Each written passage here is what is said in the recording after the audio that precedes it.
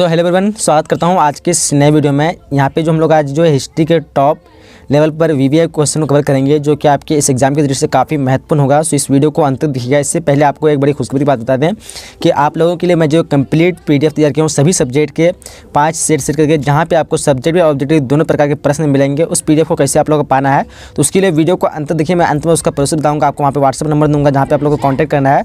उस व्हाट्सअप में कॉन्टैक्ट करके आप उस सभी पीडीएफ को प्राप्त कर सकते हैं। चलिए सबसे पहले हम लोग वीडियो को कंटिन्यू रखते हैं। तो पहला जो क्वेश्चन है, आप यहाँ पे हम लोग जो टॉप क्वेश्चन यानी इंपोर्टेंट क्वेश्चन है उसी क्वेश्चन को हम लोग कवर करेंगे। तो चलिए यहाँ पे जो हम लोग पहला जो क्वेश्चन कवर करने वाले हैं, यहाँ पे जो हम लोग टॉप जो क्वेश्चन है उसी को कवर करेंगे। क्वेश्चन क्या है कि बुद्ध के 4 आर्य सत्यों को बताएं। बुद्ध के 4 आर्य सत्यों को बताएं। चलिए देखते हैं इसका आंसर हम लोग को किस तरह देखना है। देखिए आंसर क्या होगा, यहाँ पे देख पा रहे होंगे कि महात्मा बुद्ध ने 4 आर्य सत्यों पर बल दिया। यह निम्नलिखित है। पहला जो है संसार क्या है, दुख।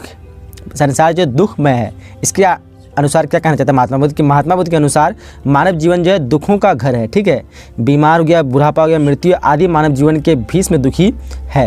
तो ये जो है बुद्ध के दुख क्या कहते हैं, दुखमय है। ये जो पहला क्या है, आर्य है। चलिए आगे बढ़ते हैं। जो दूसरा क्या कह रहा है, दुख रहा है कि दुख समुदाय। दुख समुदाय के अनुसार क्या कहता है कि बुद्ध के अनुसार दुखों का मूल कारण मानव जीवन ही है। दुखों का मूल कारण जो है तृष्णा है। ये है दूसरा। तीसरा क्या कह रहा है कि दुख निरोध। दुख निरोध में यदि मानव की तृष्णा समाप्त हो जाए, ठीक है, मानव की तृष्णा समाप्त हो जाए तो दुखों का निवारण हो सकता है। ये तीसरा है जो मतलब दुख को हटाने का। और चौथा जो है दुख निरोध का मार्ग, इसका रास्ता। तो ये इसका आंसर किस तरह देना है, तो इसका आंसर है कि महात्मा बुद्ध के अनुसार इन सांसारिक दुखों का छुटकारा पाने के लिए क्या कहते हैं, अष्टांगिक मार्ग का अनुसरण करना चाहिए। यानी सही मार्ग का, जिससे किसी तरह के दुख का मतलब सामना नहीं करना पाए, अष्टांगिक मार्ग का अनुसरण करना चाहिए। तो ये 4 पॉइंट थे, 4 आर्य थे बुद्ध के। तो इसको हम लोग कंप्लीट अच्छी तरह से पहले अब बढ़ते अगले क्वेश्चन की तरफ, जो कि आपका अगला इंपोर्टेंट क्वेश्चन कौन सा है देखिए। हम उस क्वेश्चन को आप लोग को बोल देते हैं। उसके अगला जो क्वेश्चन है, क्वेश्चन क्या है कि अकबर के दरबार के 4 नवरत्नों के नाम लिखें। अकबर के दरबार के 4 नवरत्नों के नाम लिखें। चलिए उसका आंसर देख लेते हैं। यहाँ पे देख पा होंगे आंसर है कि अकबर के दरबार में 4 नवरत्न निम्नलिखित थे। अब्दुल रहीम खान खाना, उसके बाद अबुल फजल, उसके बाद तानसेन, और नंबर 4 में है राजा मान सिंह। तो यह देख लीजिए, अब्दुल रहीम खान खाना, अबुल फजल, तानसेन, राजा मान सिंह। ये जो है 4 दरबार के नाम है जो अकबर के नवरत्न थे। सॉरी, अकबर के दरबार में 4 जो नवरत्न थे, ये सब नाम है। तो इसको सही से याद कर लीजिए। चलिए आगे बढ़ते हैं अगले क्वेश्चन की तरफ।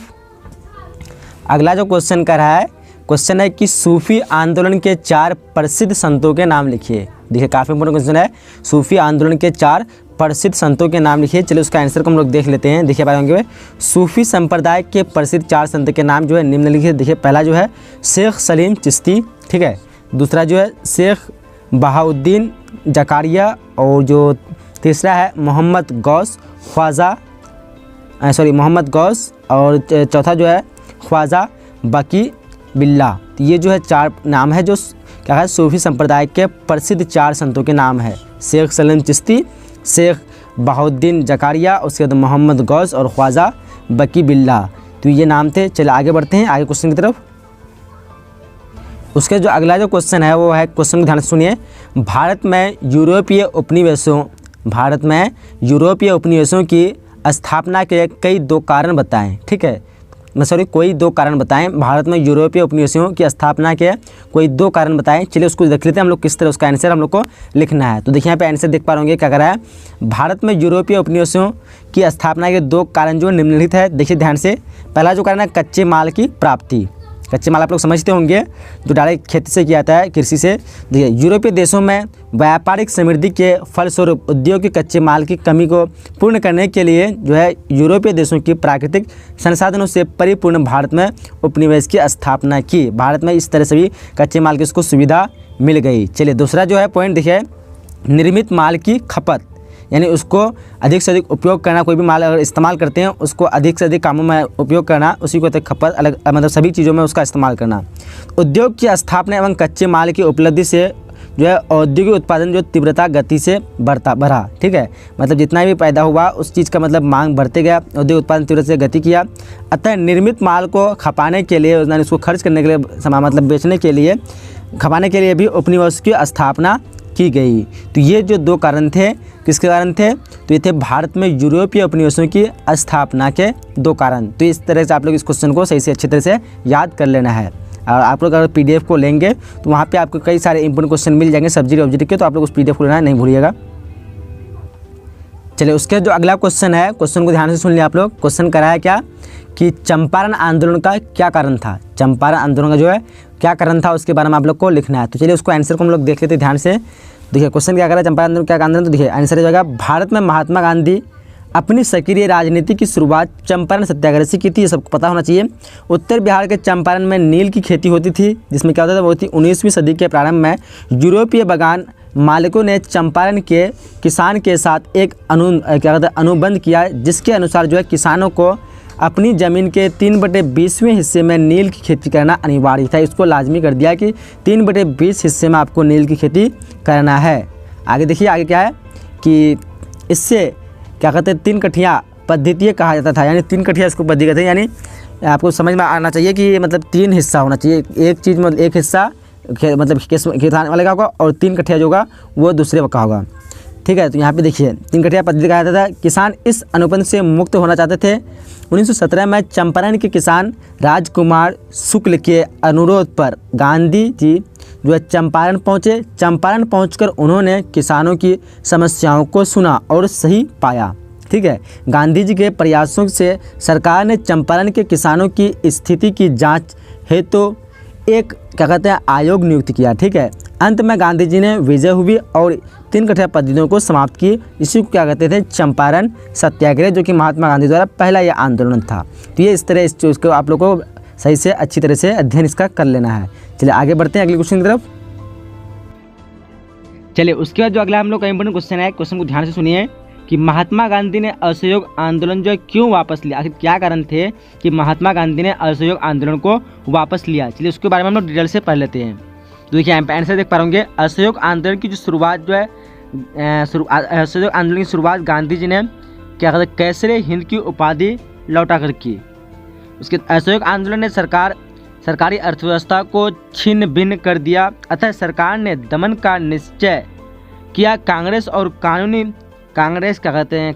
गैर कानूनी घोषित कर दी गई। हजारों व्यक्ति जो है जेल में बंद कर दिए गए।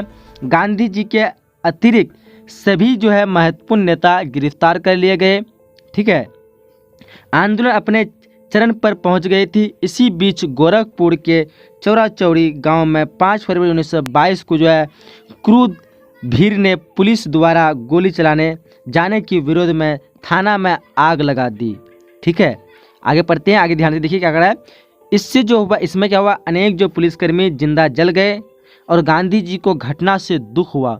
उन्होंने क्या किया कि आंदोलन को हिंसक होते देख असहयोग आंदोलन को वापस ले लिया। तो ये मुख्य कारण था कि क्या कहते हैं, गांधी जी को असहयोग आंदोलन लेने का मुख्य कारण, क्योंकि क्या जो महान जिसके नेता थे उस सब में क्या हुआ, जेल में घोषित कर दिया गया। और 5 फरवरी 1922 को क्या हुआ, चौरा-चौरी गोरखपुर में चौरा-चौरी आंदोलन मतलब क्या कहते हैं घटना हुआ, जहाँ पे क्या हुआ, पुलिस ने अंधाधुंध जो गोली चलाना किया, तो पब्लिक आम जनता जो हुआ उससे क्रोधित हो गया और पुलिस थाने में आग लगा दी, जिससे क्या हुआ, बहुत सारे पुलिसकर्मी को मतलब जिंदा वो जल गया, जिस कारण महात्मा गांधी दुख हुआ और ये क्या किया, इस आंदोलन को वापस ले लिया। तो ये भी काफ़ी इंपोर्टेंट क्वेश्चन थे। आगे बढ़ते हैं अगले इंपोर्टेंट क्वेश्चन की तरफ।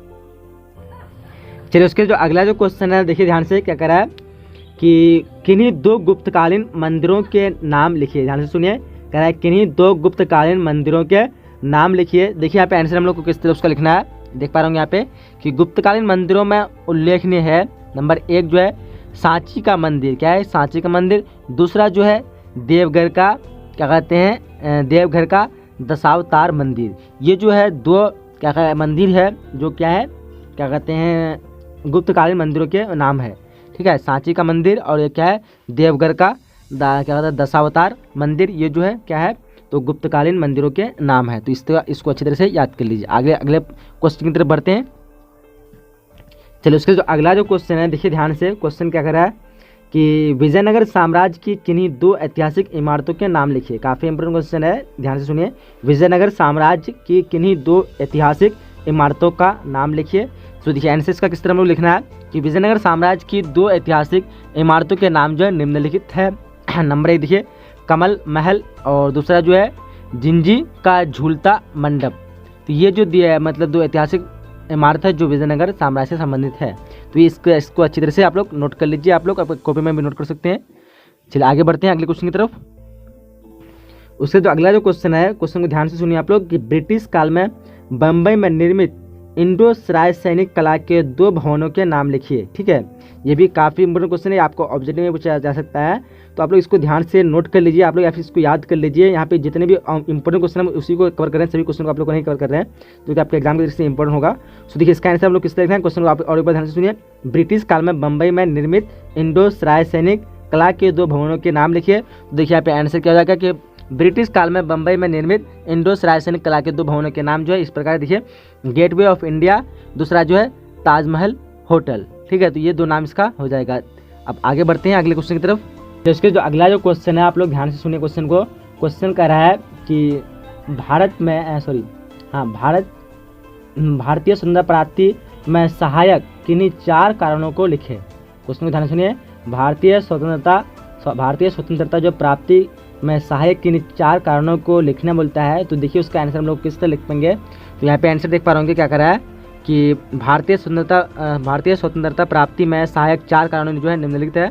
देखिए नंबर 1 जो है भारतीयों में राष्ट्रीय प्रेम की भावना में अपार वृद्धि। पहला पॉइंट होगा भारतीय में राष्ट्रीय प्रेम की भावना में अपार वृद्धि। जो आगे अगले पॉइंट की तरफ बढ़ते हैं। पॉइंट हम लोग का दूसरा पॉइंट देख पा रहे होंगे कि दूसरे महायुद्ध के पश्चात ब्रिटेन की दुर्बल स्थिति।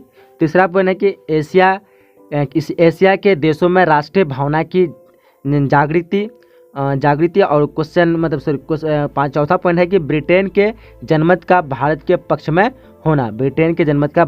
होना। तो ये 4 पॉइंट थे, किसके कारण थे? तो ये थे भारतीय स्वतंत्रता प्राप्ति में सहायक किन्हीं 4 कारण थे।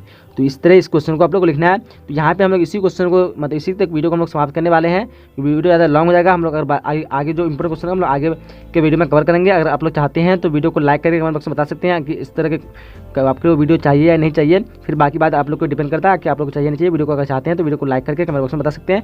और मैं बताया था आपको PDF लेने के प्रोसेस। तो देखिए मैं आपको एक जो है व्हाट्सएप नंबर देता हूँ जहाँ पे आप लोग को PDF मिल पाएगा। तो उस व्हाट्सएप नंबर को पहले आप लोग यहाँ पे नोट कर लीजिए, फिर इसका स्क्रीनशॉट ले लीजिए। 821077 और 306 ये जो है व्हाट्सएप नंबर है। अगर आप लोग चाहते हैं PDF लेना तो इस व्हाट्सएप नंबर पे कांटेक्ट कर सकते हैं, यानी आपको मैसेज करना है व्हाट्सएप में।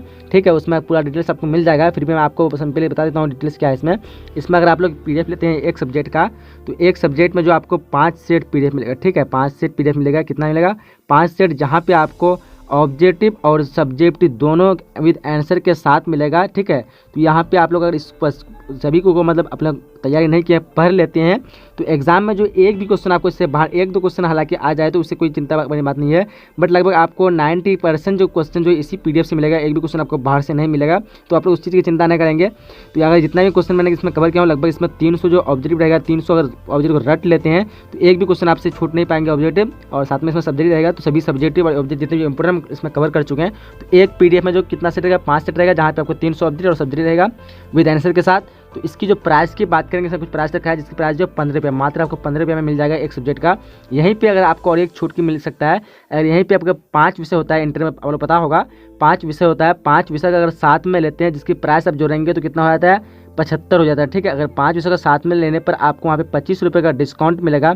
यानी अगर साथ में 5 विषय का लेते तो आपको 25 रुपये डिस्काउंट के साथ आपको मात्र 50 रुपये में 5 विषय का मिल जाएगा यहाँ पे। तो काफ़ी आपके पास अपॉर्चुनिटी है, जो कि 50 रुपये में आपको सभी सब्जेक्ट का मिल जाएगा। जहाँ पे आप मार्केट में किताब लेते हैं सब्जेक्ट को, वहाँ पे आपको 200 से ऊपर लेना पड़ता है। बट यहाँ पे 50 रुपये में आपको पूरे सभी सब्जेक्ट का पूरा गारंटी के साथ आपको इतना अच्छे PDF मिल जाएंगे कि आप सोच भी नहीं सकते हैं। तो अगर इस PDF को अच्छी तरह से पढ़ ले तो आपके एग्जाम में काफ़ी अच्छे मार्क्स ला सकते हैं। तो इसके लिए आप लोग 50 रुपये का पेमेंट करना पड़ेगा। पेमेंट कैसे करना है? आप जैसे व्हाट्सएप में मैसेज करेंगे तो वहाँ पे पेमेंट का डिटेल दिया जाएगा। वहाँ पे 3 डिटेल्स रहेगा पेमेंट करने के लिए। एक पहला डिटेल जो अकाउंट नंबर के जरिए कर सकते हैं, दूसरा है कि गूगल पे के द्वारा, और तीसरा जो है वो UPI ID के द्वारा। अगर आप लोग पेमेंट की सुविधा है आपके पास तो अपने से कर सकते हैं। अगर आपके पास सुविधा नहीं है तो आप कोई फ्रेंड है उससे करवा सकते हैं। अगर उसके पास भी पेमेंट करने की कोई सुविधा नहीं है तो आप मार्केट में जाएंगे, दुकान में, मोबाइल का दुकान कहीं पे होगा आपके नज़दीक में, उसके पास जाना है। जैसे भी आप मैसेज करेंगे व्हाट्सएप में तो आपको कुछ इन्फॉर्मेशन मिलेगा अकाउंट डिटेल्स के बारे में। तो वो अकाउंट डिटेल्स जो है दिखाना है मार्केट में मोबाइल वाले को। तो उसको जाकर दिखा सकते हैं कि इसमें 50 रुपये पेमेंट कर दिए। जैसे वो पेमेंट कर देगा उसका स्क्रीनशॉट आपको ले लेना है पेमेंट सक्सेसफुल का, और वो स्क्रीनशॉट मेरे व्हाट्सएप में भेज देना है और अपने सभी सब्जेक्ट का नाम लिख देना है। जैसे ही आप लिखेंगे आपको तुरंत ही मिल जाएगा। अगर आपको किसी तरह की समझ में नहीं आता तो आप इसी नंबर पर कॉल कर सकते हैं, मुझे कॉल करके पूछ सकते हैं। ठीक है, नंबर को अच्छी तरह से नोट कर लीजिए 8210775306। अगर आप इस तरह बता दिए, इस प्रोसेस को समझ में नहीं है तो आपको कॉल करके हमको पूछ भी सकते हैं। ठीक है, तो चलिए तो हम लोग वीडियो को समाप्त करते हैं। आपकी स्क्रीन पे जो भी वीडियो है इस वीडियो को भी देख लीजिए, अभी काफ़ी आप लोग के लिए हेल्पफुल होगा।